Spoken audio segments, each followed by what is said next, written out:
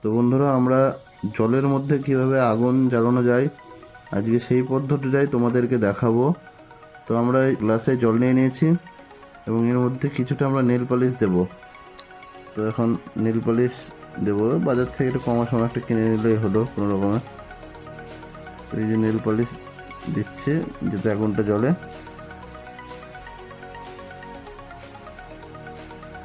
এবার নেল পালিশের পর আমরা আগুন ধরে দেবো। নেল পালিশ দেওয়া হয়ে গেল অনেকটা, যাতে আগুনটা অনেকটা জ্বলে থাকে।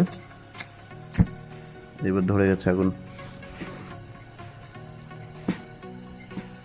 তোমরা চাইলে এটায় কারেন্ট চলে গেলেও জ্বালাতে পারবে, মোমবাতির কাজ করে দেবে অ্যাকচুয়ালি। বিখ্যাত জিনিস। আমরা এখন লাইট অফ করে দেখবো কিরকম আলো হচ্ছে। না, বেশ ভালোই আলো হচ্ছে। যদি বেশি দিতাম তাহলে হয়তো আরেকটু বেশি আলো হতো। অনেকক্ষণ ধরেই জ্বলবে আশা করি, অনেকক্ষণ ধরে, অনেক সময় ধরে জ্বলবে। দেখতে থাকো বন্ধুরা। তো ভিডিওটি কেমন লাগলো অবশ্যই কমেন্ট করে জানাবে। ততক্ষণ সবাই ভালো থেকো, সুস্থ থেকো। দেখা হচ্ছে পরবর্তী ভিডিও নিয়ে।